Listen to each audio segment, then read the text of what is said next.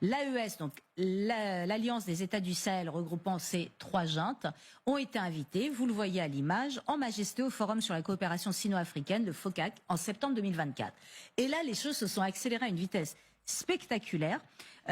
Livraison d'armes et de blindés par la société Norinco, la deuxième plus importante entreprise de l'armement chinoise, qui ont déjà des bureaux en Afrique du Sud et en Angola, mais surtout, et ça c'est inédit, installation d'usines d'armement dans ces pays d'Afrique de l'Ouest. Je rappelle qu'il n'y a pas un seul, sauf le Nigeria, pays d'Afrique de l'Ouest, où vous avez des usines d'armement.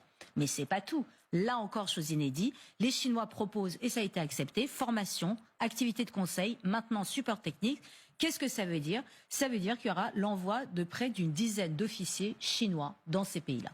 C'est-à-dire comme c'était le cas pour la France, c'est-à-dire ils font un copier-coller de la France. Et là, accrochez-vous, depuis février, le Niger héberge un attaché de défense chinoise, le colonel-major Chen Xiuming, dont la mission, alors il est à Niamey, mais sa mission, je cite, d'entente et d'approfondissement de la coopération ne concerne pas seulement le Niger, mais aussi le Mali et le Burkina Faso. Donc il est basé à Niamey et il va chapeauter les forces chinoises qui sont présents dans ces 3 pays-là. Alors, vous le savez, depuis 2017, 2000 soldats chinois sont basés en permanence à Djibouti, qui est la seule, pour l'instant, base militaire chinoise à l'étranger.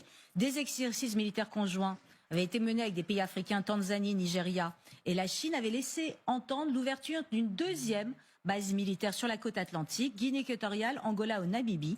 Mais alors, ce qui est hallucinant, c'est qu'on se demandait, mais alors, maintenant qu'elle est tellement installée, est-ce que ça va accélérer ces autres projets-là? Et c'est tout à fait possible que tout d'un coup, on voit apparaître à une nouvelle base militaire, parce que vous savez, c'est l'effet vraiment dominant avec les Chinois. Et surtout, moi, je me suis posé la question, mais est-ce que la Chine est en train de supplanter la Russie?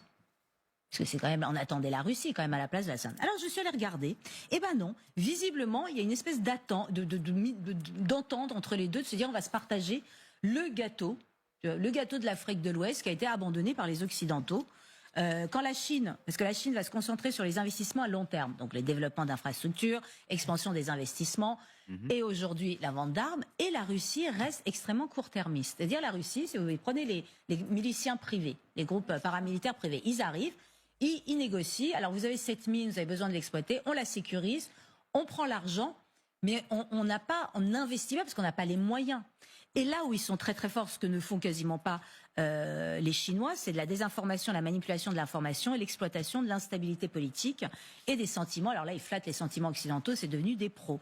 Et alors là, il y a même des chiffres pour le prouver, sur l'influence russe auprès des populations dans ces pays d'Afrique de l'Ouest. Le Gallup World Poll Data, qui est un réseau mondial de collecte de données assez précis, rapporte une augmentation de 22% de l'approbation du leadership russe en Afrique de l'Ouest entre 2020 et 2023, ce qui correspond exactement aux dates des coups d'État. Et là, c'est spectaculaire. C'est-à-dire qu'on voit aussi à quel point la Russie, quand même, reste faible. C'est qu'elle n'a pas les moyens d'armer comme la Chine, ces pays d'Afrique de l'Ouest. Elle n'a pas les moyens d'investir dans les minerais. Vous savez, quand elle a récupéré les mines de phosphate en Syrie, la Russie, elle les a pas exploitées à fond parce qu'elle n'en avait pas les moyens. Occupée qu'elle était aussi en Ukraine. Et donc, est-ce que ça va finir par créer des frictions entre les deux alliés? Je ne sais pas. Mais ça met quand même un peu à mal l'idée de Donald Trump de se dire je deviens copain avec Poutine et j'éloigne la Chine. Parce que de toute évidence, en Afrique de l'Ouest, ils arrivent encore à cohabiter. Bon.